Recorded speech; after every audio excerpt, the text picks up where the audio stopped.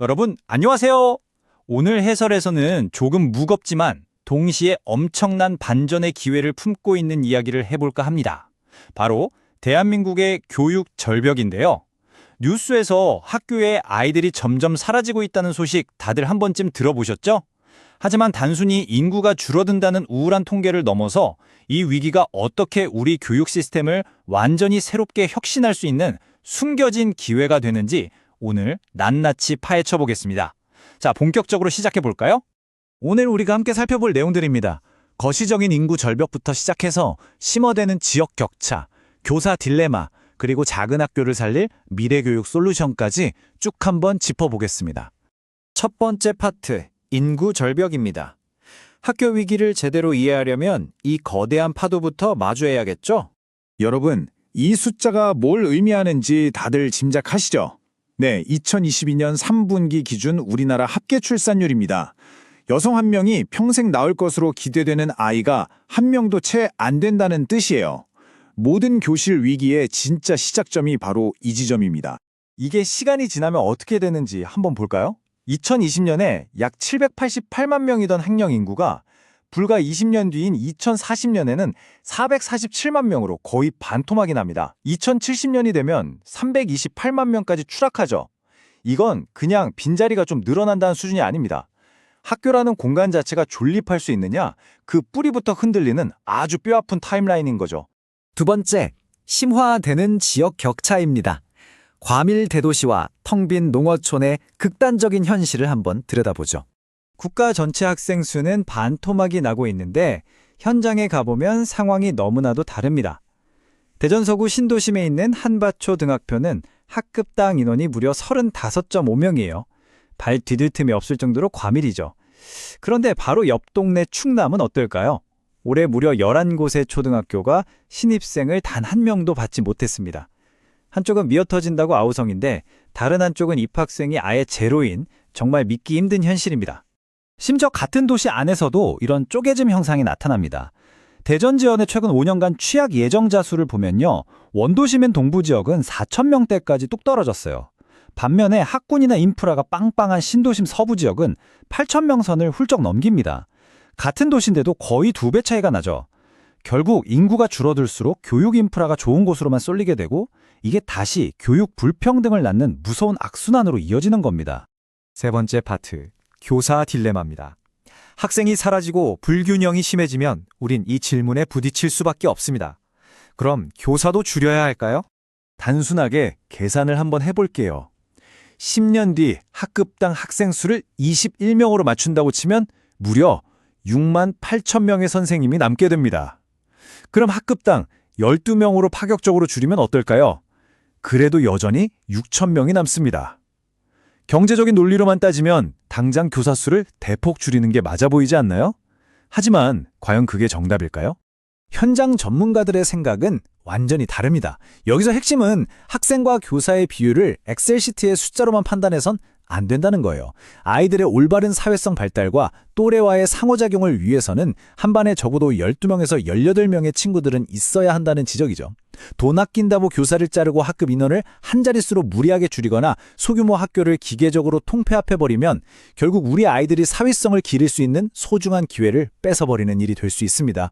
게다가 농어촌 학교들의 교사 수급 문제는 상황이 더 복잡합니다. 지금은 아주 열악한 도서벽제 지역으로 우수한 선생님들을 모시기 위해서 승진 가산점이라는 제도를 씁니다. 그런데 문제가 뭐냐? 선생님들이 가산점만 채우면 곧바로 그 지역을 떠난다는 거예요.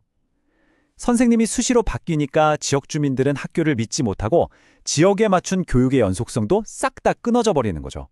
인센티브가 오히려 장기적인 신뢰를 깎아먹는 부작용을 낳고 있는 겁니다. 자, 여기까지 들으시면 좀 막막하실 겁니다. 경제 논리대로 교사를 무작정 줄일 수도 없고 지금의 인센티브 제도는 지역 공동체를 흔들고 있다면 도대체 우리는 지역의 중심인 이 작은 학교들을 어떻게 살려내야 할까요? 네 번째, 작은 학교 살리기입니다. 위기를 뚫고 나가기 위해 이전과는 완전히 다른 접근법들이 드디어 등장하기 시작했습니다. 가장 먼저 주목해야 할 정책적 전환은 바로 교사 기초정환제라는 겁니다. 쉽게 말해서 전체 학생 수가 몇 명 줄었다고 기계적으로 선생님을 빼버리는 게 아닙니다. 학교의 규모나 학급 수, 그리고 그 지역의 특수한 여건들을 꼼꼼히 따져서 이 학교가 굴러가는 데 필요한 최소한의 기본 교원은 무조건 보장해주자는 거죠. 작은 학교들이 숨통을 틀고 생명력을 유지할 수 있게 든든한 방어막을 쳐주는 조치입니다. 이 제도가 도입되면 행정 구조 자체도 기막히게 혁신할 수 있습니다. 5학급 이하의 아주 작은 초등학교들을 예로 들어볼게요. 이런 곳은 교감 선생님도 없어서 평교사들이 엄청난 서류 작업을 다 떠안아야 하거든요. 그래서 나온 대안이 이겁니다. 행정 업무 자체를 아예 제로로 만들어서 지역의 통합지원센터로 완전히 넘겨버리는 거죠. 이렇게 되면 우리 선생님들은 100% 오로지 우리 아이들을 가르치고 상담하는 데만 모든 에너지를 쏟을 수 있게 됩니다. 자, 마지막 5번째, 미래 교육 솔루션입니다. 우리가 지금 인구 감소라는 거대한 위기 한가운데 있는 건 맞지만 시각을 조금만 비틀어 보면 이건 정말 수십 년간 불가능했던 질적 도약을 이뤄낼 절호의 찬스이기도 합니다. 이 차트를 한번 봐주시겠어요? 국가별 특수교육 대상자 비율인데 좀 놀랍습니다. 호주는 18.8%, 핀란드 16%, 미국 14%인데 우리나라는 단 1.6%에 불과해요. 과연 우리나라 아이들만 유독 아무런 문제가 없어서 수치가 이렇게 낮을까요? 절대 그렇지 않겠죠.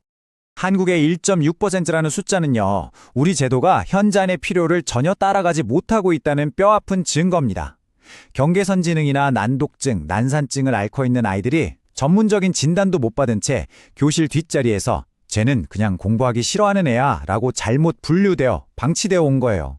한 반에 학생이 30명, 40명씩 꽉꽉 차 있던 시절에는 솔직히 이 아이들을 일일이 챙길 여력이 없었던 게 사실입니다. 그래서 교육 전문가들은 발상의 전환을 제안합니다. 남는 선생님들을 그냥 감축할 게 아니라 고도로 훈련된 전문 교사로 싹 다 업그레이드 하자는 겁니다. 난독증이나 난산증 아이들을 전담하는 학습 지원 교사, 정서적으로 힘든 아이들을 이끌어주는 상담 교사, 초등 저학년을 위한 놀이교육 전문가, 그리고 학교 폭력 예방 전문가까지요. 교사 수를 줄이는 대신 교사들의 전문성을 아주 세밀하게 쪼개서 교실의 질 자체를 엄청나게 끌어올리자는 거죠.